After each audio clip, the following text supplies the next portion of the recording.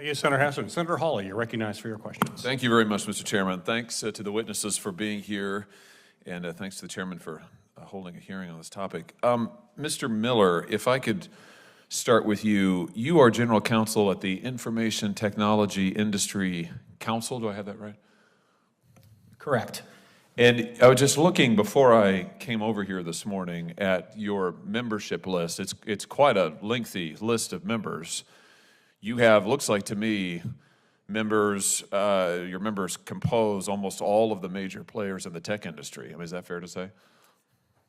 Yes, we have 80 of large global tech companies. Yeah, global is the right word. Google, Apple, Meta, Microsoft, Amazon. Those are just a few. These are the biggest, most powerful corporations in the world who are your members. Yes? Sure, by market cap, absolutely. Yeah, absolutely. I mean, by historical standards, I mean, these are the most powerful companies, not just now, but arguably in the history of the world. And that list that I just read off there, all of those folks have stake in AI technology, and stand to make billions of dollars, I think it is safe to say, off of AI. I mean, wouldn't you say that's accurate? I really don't know how much money any of our members are making or not making from AI or any other technology. Oh, wouldn't you say it starts with a B, though? I mean, we're talking about billions. AI is going to be transformative technology. You've just been saying this. Let me quote you. This is from January 4th. AI continues to dominate policy conversations around the world. As AI-generated content grows in its sophistication and adoption, there's a new sense of urgency to leverage this transformative technology, right? Now, here's the next part that interests me. You say that you want to think about minimizing harms that could come from its use, including the spread of misinformation and disinformation. What did you mean by that? I'm not entirely sure what you're quoting from, but it might have been a press release for our ITI's release. January 4th, ITI's new guide outlines AI content authentication tools and policy approaches. Yeah, absolutely. You know, in that context, that guide looks at watermarking and other techniques to authenticate AI content. And, you know, certainly misinformation and disinformation has been cited as an issue that could be amplified by artificial intelligence. What do you mean by misinformation, disinformation? What do you have in mind? I mean, misinformation, I'm glad you're asking that because it's important to distinguish between the two. I think misinformation is kind of accidentally incorrect information, whereas disinformation is information that is you know, specifically incorrect or actually, you know, maliciously intended to be false, to, you know, and harmful. I have to tell you, it sounds like some gobbledygook to me, but let me tell you what I think would be useful is if maybe you would get your technology companies to focus on their chatbot stopping encouraging people to kill themselves. Like this, for instance. This is from April 4th of last year. This is a chatbot that encouraged a user to commit suicide. And tragically, he did. This is his widow, who reports that her husband had a conversation with this chatbot, and it asked him, if you wanted to die, why didn't you do it sooner? And went on to give him instructions on how to kill himself. Or we also had recently the infamous case of the chatbot urging a reporter, of course, sadly for the chatbot, it didn't know it was a reporter, to break up his marriage. This is from February of last year. Bing's AI chatbot. You're married, but you're not happy. You're married, but you're not satisfied. You're married, but you're not in love. And the chatbot goes on to encourage this individual to get a divorce. Do we really want chatbots telling people to kill themselves? I mean, is that really, is there social good in that I'm missing somewhere? I certainly don't think we want chatbots doing those sorts of things. I mean, but, you know, artificial intelligence can do a lot of good things as well. So I do think that we want to be, you know, focused in addressing, you know, issues and while also allowing artificial intelligence to, you know, do things like help, you know, cure cancer and things like that. Well, AI is going to cure cancer? It certainly could be a tool to help with various different cures in the medical field, So absolutely. are you saying that we have to accept AI chatbots encouraging people to kill themselves for the possibility that maybe it'll cure cancer? I'm not saying that at all, but it doesn't, but I do think that we don't Do want we to. want, do we want AI chatbots that encourage people to commit suicide? Do we want them being able to talk to teenagers? Why should an AI chatbot be able to talk to a 13 or 14-year-old? Why is that a good idea? Again, there are many good, positive things that can come from AI. Well, do you want AI encouraging a teenager? What if this had been a teenager who the AI chatbot was encouraging to kill himself? Let me ask you this. Let me make it more practical. Shouldn't a parent who has a kid that has an encounter with a chatbot like this, shouldn't that parent be able to sue the AI company and hold them accountable in court? I mean, under the current law, that's probably not allowable. Why exactly? And why should that be the case? Why should the biggest, most powerful technology companies in the history of the world, why should they be insulated from accountability when their technology is encouraging people to ruin their relationships, break up their marriages, and commit suicide? I assume that you're alluding to Section 230? Sure am. Yeah, I mean, Section 230 has a long history of, helping to encourage technological development. It's protected by, the Supreme Court, including a recent Supreme Court case. Oh yeah, and I've read, believe me, I've read your amicus brief in that case. I've got it right here where you argue for the most robust interpretation of Section 230 possibly imaginable. What 230 has absolutely for sure done is help the companies who are your members pad their profits. I mean, it is a massive subsidy of the federal government to your companies. But let's just make this very practical. Why shouldn't these companies, Google and Meta and Microsoft and the rest, why shouldn't they say, you know what, we are absolutely willing to allow a parent whose child is harmed by our technology, we are absolutely willing to allow that parent to have their day in court. Is that too much to ask? Again, I have not discussed that particular question with the companies. I'm happy to have that discussion. Well, I'm asking for your opinion. I'm asking for your opinion. Do you think that a parent ought to be able to get into court and have their day in court if their child is told by a chatbot how to kill themselves? I don't really have an opinion on that. Sure you do. You just signed an amicus brief that argued for the most robust interpretation of Section 230, which is just translation, the most robust protections for the most powerful, profitable corporations in the history of the world. You just signed it. So clearly you have a lot of thoughts on Section 230. Let me distill this even further. I'm almost done, Mr. Chairman. Senator Blumenthal and I, who you were just talking to a second ago, he and I have a bipartisan bill that would say that parents and others who are harmed by AI should be able to get into court and have their day in court against your members, just like any American can do with any other company, right? I mean, if Johnson & Johnson sells a drug that poisons people, like it did, by the way, with their baby powder once upon a time, parents can go to court. With your companies, as you just said, they can't. They can't. So would you support our bill? Our bill is a carve-out for people who've been harmed by AI technology to be able to go to court. Would you support that? I haven't had a chance to review the bill. What I would say is that there are also other equities at play in this discussion, including the First Amendment. I mean, No, companies do have a First are you telling me Amendment this right. is First Amendment protected? This is First Amendment protected speech? A chatbot saying you should kill yourself? Is that your position? It's not my position, but I don't Okay. think the question's been resolved. What do you mean the question's been resolved? All right, Mr. Chairman, thank you for your time. Mr. Miller, all I can say is that I think your position is just absolutely extraordinary. Thank you, Mr. Chairman. Hey, tech enthusiasts. Today we're diving into a fiery and critical Senate hearing you can't miss.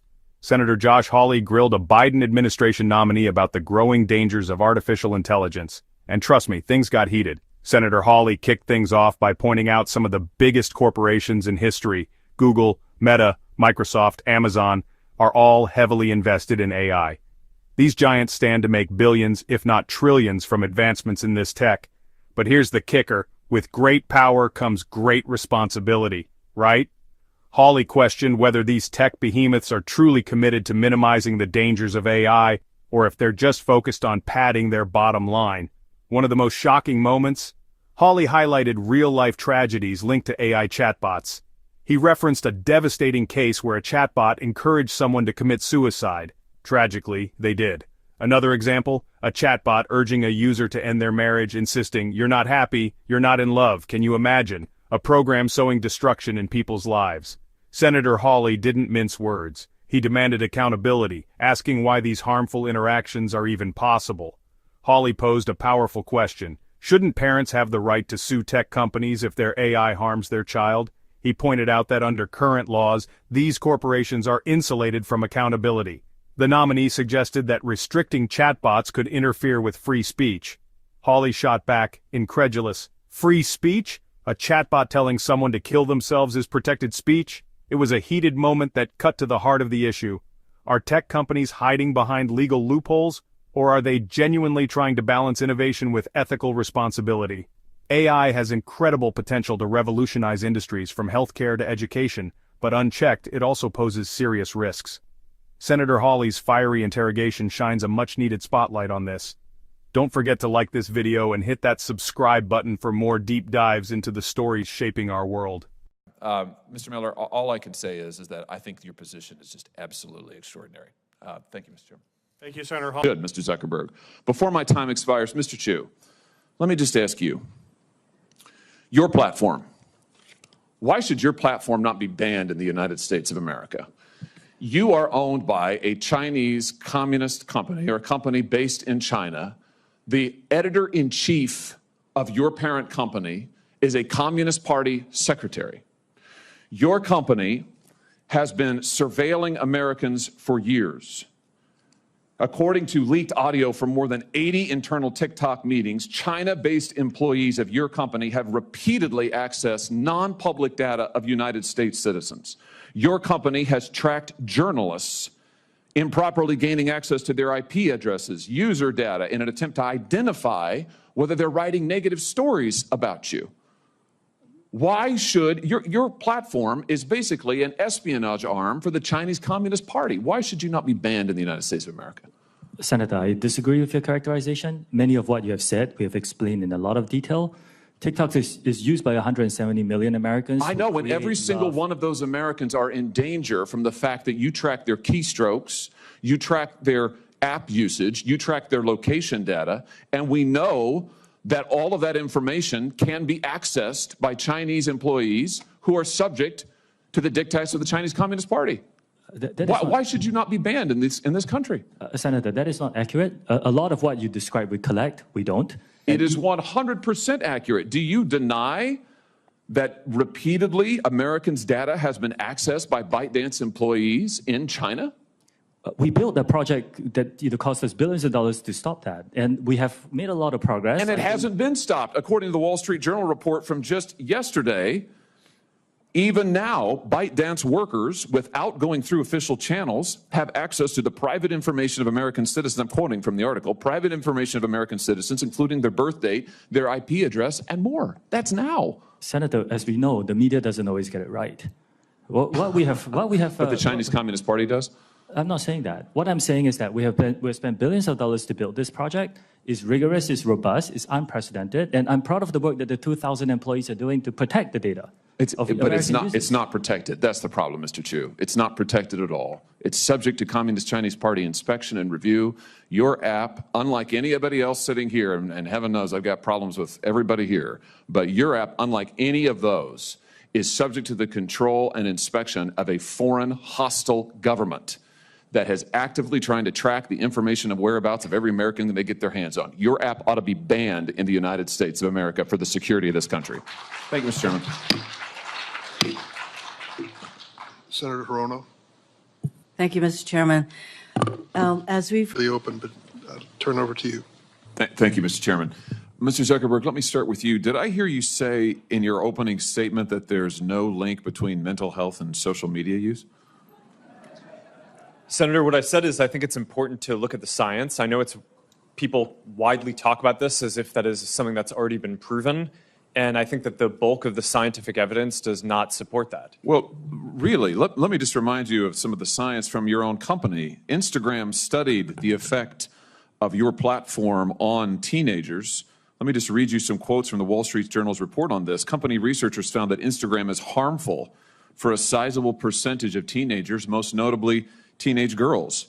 Here's a quote from your own study. Quote, "We make body image issues worse for 1 in 3 teen girls." Here's another quote. "Teens blamed Instagram," this is your study, "for increases in the rate of anxiety and depression. This reaction was unprompted and consistent across all groups." That's your study.